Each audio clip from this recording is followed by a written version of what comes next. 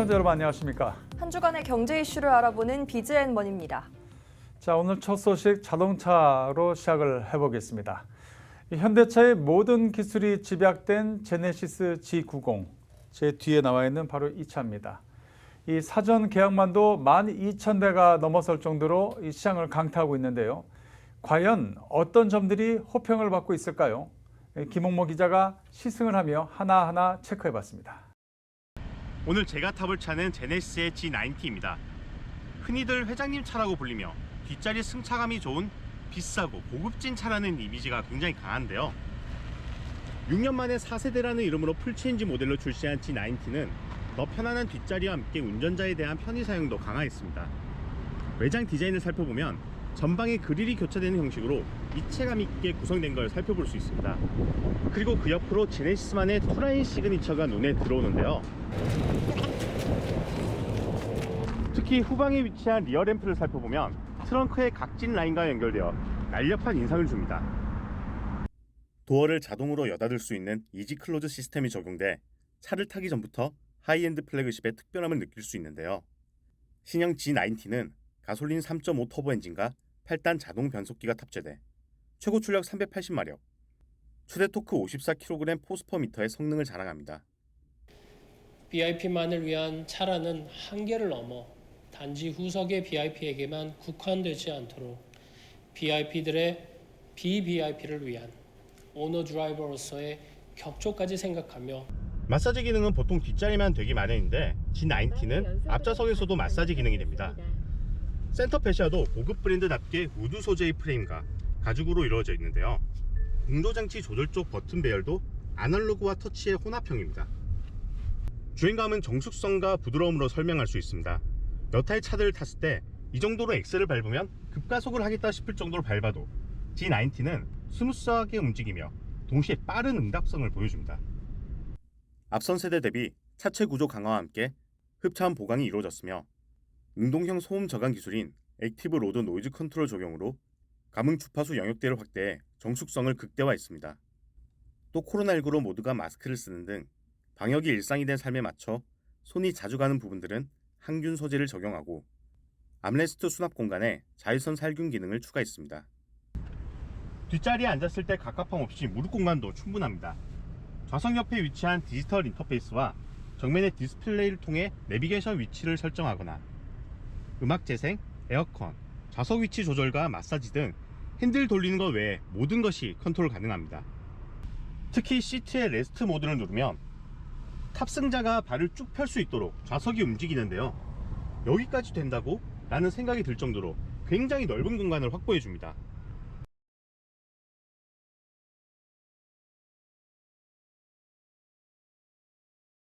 현대차 그룹의 고급 브랜드 플래그십 모델인 만큼 신형 G90에 적용된 성능, 특화 설계, 디자인들은 곧 현대차 기술력의 바로미터로 평가받습니다.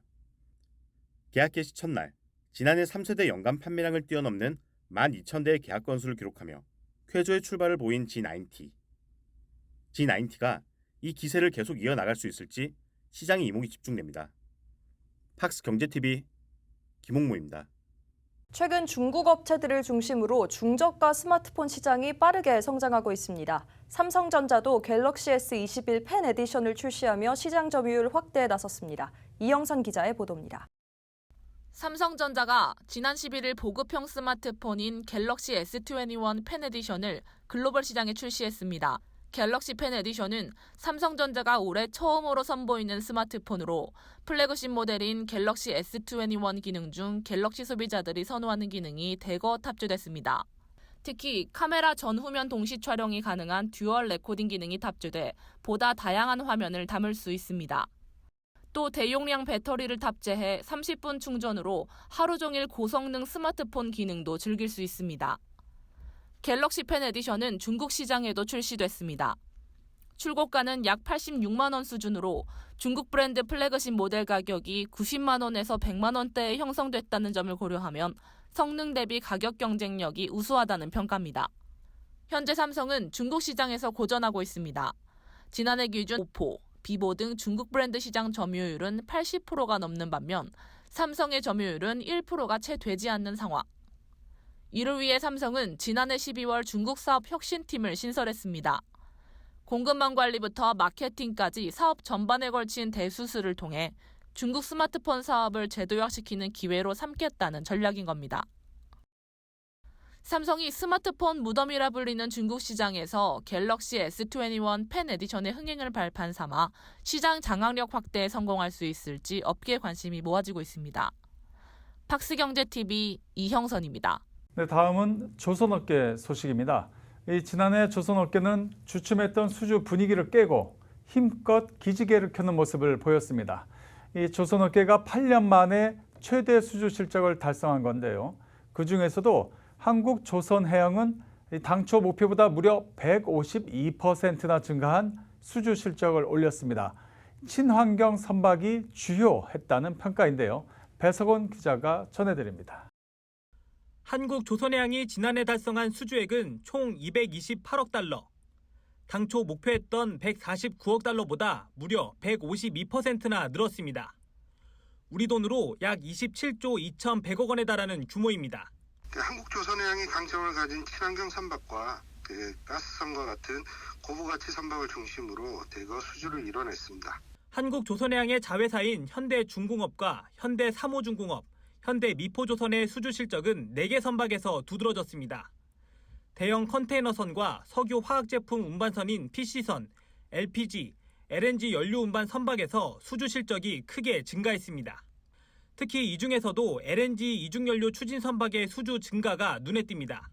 LNG 이중연료 추진 선박 발주량은 2017년엔 6척에서 2021년에는 26척으로 5년 전과 비교했을 때 4배 이상 뛰었습니다. LNG 추진 선박은 LNG 이중연료 엔진을 탑재해 LNG와 벙커CU를 함께 쓸 수 있도록 건조된 선박을 말합니다. 올해도 유럽과 중남미 등의 LNG 추진 선박을 중심으로 한 수주가 연초부터 이어지고 있습니다. 목표는 174억 달러. 세계적으로 친환경 규제가 강화되고 있는 만큼 저희 회사가 가진 강점을 지닌 LNG 추진선과 같은 친환경 선박 분야에서 두각을 좀 더 드러낼 것으로 기대하고 있습니다. 올해 수주 목표액은 조선해양 부문에서 174억 4천만 달러가 지금 되고 있고요. 한국조선해양이 올해에도 친환경 선박을 필두로 한 목표 수주액을 넘어설 수 있을지 주목됩니다. 팍스경제TV 배석원입니다. 캐딜락이 2인승 럭셔리 자율주행 전기차 이너스페이스 컨셉트를 공개하며 캐딜락의 미래 퍼스널 모빌리티에 대한 비전 확장을 예고했습니다. 목소리만으로 움직이는 차인데 어떤 모습일지 김홍모 기자가 전합니다.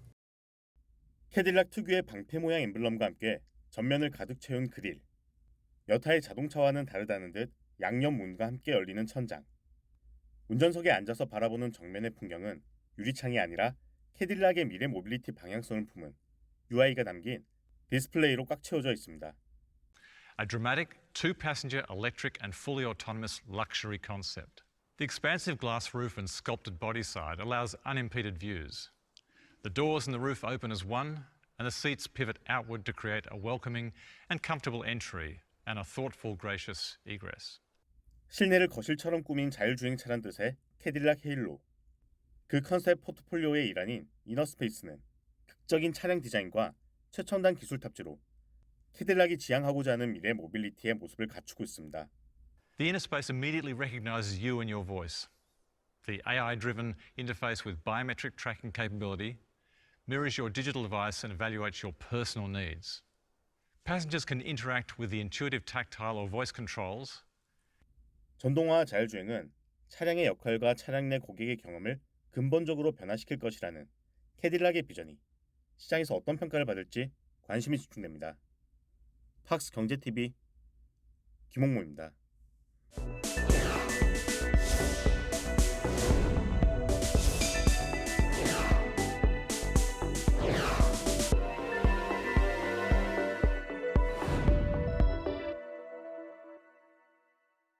네, BGM머니 초대석입니다. 3D 바이오 프린팅 전문 기업이죠. 이 TNR 바이오팹이 올해 역분화 줄기세포를 이용한 신사업을 본격화하겠다 이렇게 밝혔습니다. 지금 뒤에 보이는 이분이 이제 윤원수 대표인데요. 이 윤원수 대표는 이를 통해서 인공간, 인공심장 등 이 가장 몸의 핵심적인 조직 장기를 개발하겠다는 입장인데요. 연내 상용화를 목표로 개발에 매진하고 있는 윤 대표를 김효선 기자가 만났습니다. 3D 바이오 프린팅 기술과 재생 의료 기술을 접목해 손상된 인체 조직의 재생과 재건을 도와주고 있는 기업 TNR 바이오팹. 바이오 프린트 장비부터 인체 세포까지 전 영역에 걸친 기술들을 자체적으로 확보한 것은 물론 SCI급 논문 200편 이상, 국내외 특허 144건 이상 등 세계적으로 기술 경쟁력을 인정받고 있는데요. 윤원수 대표는 지난 2013년 설립 당시 계획했던 재생의료 기술들이 그동안 글로벌 기업들과의 협업을 통해 결실을 맺을 단계에 접어들었다고 전했습니다. 윤 대표의 계획 지금 들어보시죠. 3D 바이오 프린팅을 하려면은 3D 바이오 프린팅 시스템, 장비부터 그게 필요한 재료들, 그리고 공정 기술들, 세포 기술들까지 다 아울러져야 합니다. 저희 회사의 장점은 장비부터 세포까지 전 영역에 걸친 기술들을 자체적으로 다 확보하고 있다는 거고, 그리고 지금까지 이제 회사를 설립한 이후에 SCI급 논문 200편 이상, 국내외 특허 144건 이상 저희가 확보를 했습니다. 이러한 것들은 저희 기술력이 이렇게 세계적인 수준이다라는 걸 이제 간접적으로 보여주고 있는 지표들이라고 할 수 있고요. 가장 큰 장점이라고 할 수 있습니다. FDA 기준에 적합한 인체 유래물들을 확보를 했습니다. 그러니까 약 한 50명 정도의 성인들로부터 인체 유래물을 확보를 했고, 그 인체 유래물을 통해서 저희가 상용화 가능한 역분화줄기 세포줄을 확립을 했습니다. 그리고 인체에서 유래한 세포들을, 다양한 세포들도 확보를 했고, 자체적으로 저희가 인체 유래 상용화 가능 세포 운행을 구축을 했습니다. 이런 역분화줄기 세포 그리고 분화된 세포들은 저희가 말씀드렸던 올가노이드 세포 치료제에 적극적으로 활용이 되고 있고요. 일례로 저희는 지금 인공 피부, 인공 간, 인공 심장, 인공 혈관 등 가장 핵심적이라고 할 수 있는 조직 장기들을 지금 개발을 하고 있습니다. 저희의 최종 목표는 결국엔 상용화가 목표가 되는데, 상용화 가능한 세포줄을 저희가 자체적으로 확보를 했어야 되는 거고요. 그 기술을 개발하기 위해서 저희 회사 설립 초기부터 쭉 개발을 해왔던 거고, 그게 이제서야 저희가 상용화 단계에 접어들었다. 그래서 저희가 이제 여러 활발하게 발표도 하고 소개도 하고 하는 그런 단계에 와 있습니다. 국내외 특히 이제 글로벌 기업들에서 러브콜들이 많은 상태인데요. 그래서 올해는 협업에 관련된 부분들이 아마 성과가 도출되지 않을까. 상당히 저희가 집중을 하고 있는 상황이고요. 그리고 또 올해는 저희가 지난 몇 년간 준비해왔던 ECM, ADM 기반의 치료제들이 순차적으로 출시가 될 겁니다. 그래서 그런 제품들이 회사의 캐시카우 역할들을 해줄 거라고 기대를 하고 있기 때문에 아마 기존의 어떤 그런 제품들과는 한 차원 수준 높은 제품들이 나오지 않을까 기대를 하고 있습니다. 그리고 마지막으로 또 올해는 저희가 신축 공장이 이제 완공이 됩니다. ECM, ADM 제품들이 안정적으로 대량 생산될 수 있는 공장을 확보하게 됩니다. 그래서 아마도 TNR 바이오팹이 한 단계 성장할 수 있는, 도약할 수 있는 그런 계기가 되지 않을까. 그 부분에 저희가 좀 더 집중을 해서 가야 될 것 같습니다.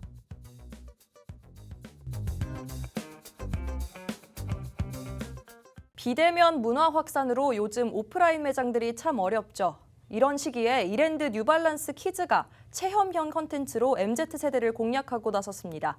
MZ세대 소비 트렌드에 맞춰 매장을 체험과 경험의 공간으로 바꿨는데 어떤 모습일까요? 박주연 기자입니다. 경기도 하남의 한 패션 브랜드 매장. 공부방처럼 꾸며진 매장 한켠에서 캐릭터를 색칠하고 화면에 띄웁니다. 볼풀장에서 놀 수도 있고 슬라임도 가지고 즐길 수 있습니다. 이랜드 뉴발란스 키즈가 아이들의 오감을 살릴 수 있는 체험형 플래그십 스토어를 오픈했습니다. 스페이스에는 체험을 중시하는 고객 소비 트렌드에 맞춰서 뉴발란스 키즈에서 새롭게 선보이는 콘텐츠 스토어입니다. 아동복 브랜드답게 아이들이 즐겁게 체험할 수 있는 요소들을 매장 곳곳에 배치해서 자연스럽게 브랜드를 체험하고 즐거운 경험을 가지고 갈 수 있도록 했습니다. 이랜드는 이번 매장을 체험에 중점을 두고 매장 면적의 30%를 고객 체험 콘텐츠로 채웠는데요. 기존 매장보다 규모를 키워 세일즈 상품 품목수는 갖되 아이들이 뛰어놀 수 있도록 매장을 꾸미고 MZ세대의 흥미를 유도할 수 있도록 곳곳에는 포토존을 만들었습니다. 다양한 체험 활동을 통해 아이들은 이 브랜드의 컬렉션을 경험해보고 함께 즐겨볼 수 있습니다.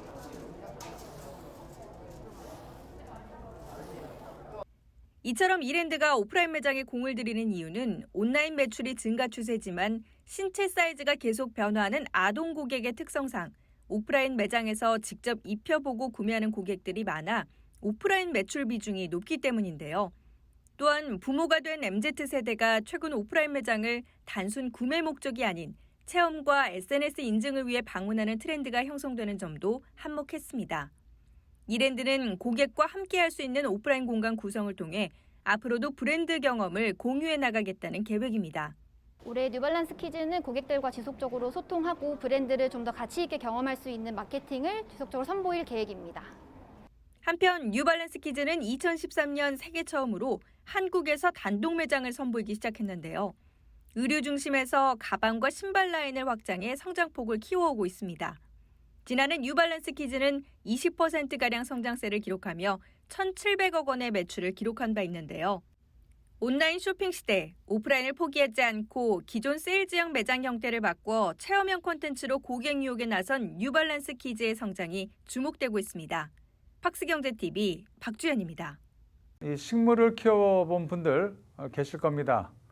이게 뒤에 이렇게 여러 가지 키우죠. 참 쉽지가 않습니다. 물도 줘야 되고요. 햇빛도 잘 이렇게 들게 해야 되고 신경 쓸 게 많습니다. 이 농업에서는 이 IT 기술로 더 편하게 식물을 키우고 유통하는 일명 이제 스마트팜이 대세입니다. 집에서도 이제 가능합니다. 가정용 스마트팜 소식 임세린 기자가 취재했습니다. 정말 웰스팜 채소가 우주에서도 자랄 수 있을까요? 저런만 들어오면 충분히 가능하다고 생각됩니다. 우주가 연상되는 이 공간에서 식물이 잘 자랍니다. 이 기기를 통해서라면 어느 곳에서든 채소를 간편하게 키울 수 있다는 메시지를 던지고 있는 겁니다. 이것이 바로 집에서도 쉽게 식물을 기를 수 있는 식물 재배기 웰스팜입니다. 코로나19로 IT 기술이 농업에 본격적으로 도입되며 트렌드가 된 스마트팜. 이 스마트팜으로 더욱 지능화된 농업 생산과 유통이 가능해졌습니다. 이에 따라 많은 기업들이 가정에서도 식물과 채소를 기를 수 있는 가정용 식물 재배기 시장에 뛰어들고 있습니다. 그중 웰스는 자사의 가정용 스마트팜, 웰스팜의 오프라인 팝업 스토어를 열고 고객과의 접점 확대에 나섰습니다. 웰스팜은 수영재배 형태의 국내 최초 가정용 스마트팜 기기고요. 가정용 스마트팜이 고객 인식이 저변이 확대는 되고는 있지만은 직접적으로 눈으로 체험할 수 있는 공간은 좀 부족한 상황입니다. 그런 점을 저희가 착안해서 고객 접점, 특히 MZ세대에게 저희 웰스팜을 좀 인지도를 확대하고자 이번 팝업 스토어를 기획하게 됐습니다. 웰스팜은 지난해 11월까지 누적 판매량 46,000대를 돌파하며 가파른 성장세를 보이고 있습니다. 한국표준협회 주간 2021 소비자 웰빙 환경 만족 지수에서 식물 재배기 부문 1위를 수상하며 가정용 스마트팜의 선두주자 입지를 강화해 나가고 있습니다. 다른 디바이스 같은 경우는 씨앗에서부터 발화 그리고 채소를 기르기까지 굉장히 오랜 시간이 걸리는 좀 불편함이 있습니다. 하지만 웰스팜은 스마트팜 팩토리에서 어린 모종 상태의 채소를 가정으로 서비스하고 즉시 신선 채소가 빨리 자랄 수 있어서 디바이스를 개량화하는 것을 넘어 고기능성 채소를 다양화하고 고객 니즈를 확대해 나가겠다는 웰스. 앞으로 스마트팜을 통해 얼마나 더 똑똑하게 채소를 가꿀 수 있을지 기대감이 모아집니다. 팍스경제TV 임세림입니다. CES가 지난주 막을 내렸습니다. 그중 SK텔레콤이 선보인 이 친환경 기술에 대한 반응 상당히 뜨겁습니다. 이 플라스틱과 전력 사용을 줄이는 다양한 SK텔레콤의 IT 기술, 이 영상 뉴스로 만나보시죠.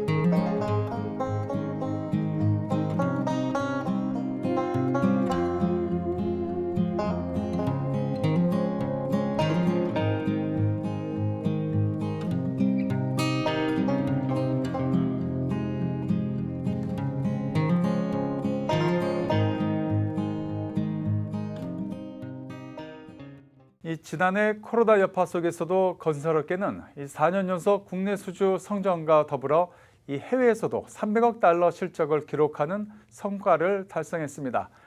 이민년 새해를 맞아 건설인들은 위기 속 희망을 만드는 것을 올해 목표로 삼았습니다. 영상으로 만나보시죠. 건설인 여러분, 위기 속에 희망을 만드는 한 해가 될 수 있도록 다 함께 나아갑시다.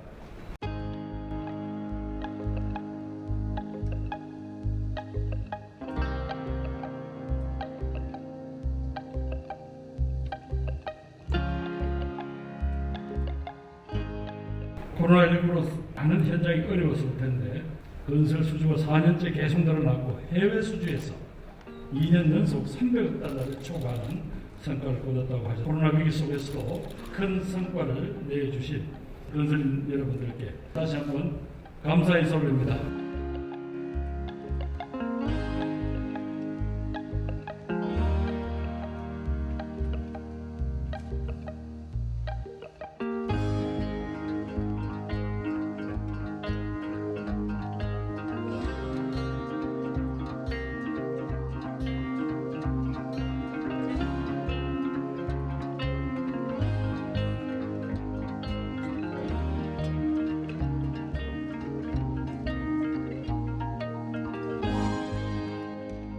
희망찬 새해가 밝았습니다.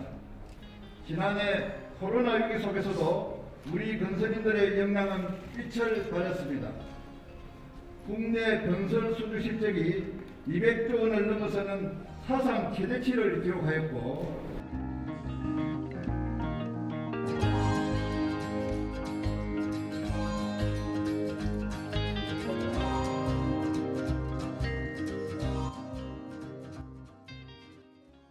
김기문 중소기업 중앙회장이 대한민국의 제도약을 위한 최우선 과제는 대중소기업 양극화 해결이라며 목소리를 높였습니다. 영상 뉴스입니다.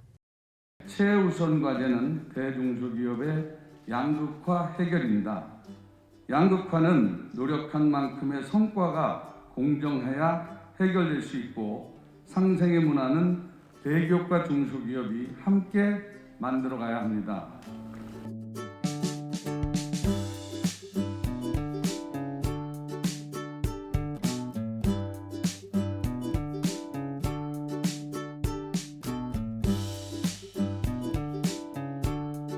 특별히 소상공인 자영업을 하시는 분들이 피해가 집중되고 있는 것 잘 알고 있고 코로나19로 인한 피해를 아낌없이 지원해서 여기서 회복을 할 수 있도록 그렇게 하겠습니다. 중소기업인의 목소리가 정책에 직접 반영되도록 하겠습니다. 또 여전히 존재하는 납품 단가 부당 인하, 기술 탈취, 하청업체의 원가 자료 요구 등 이런 것을 실질적으로 근절하고 대기업과 중소기업이 함께 상생하도록 노력하겠습니다.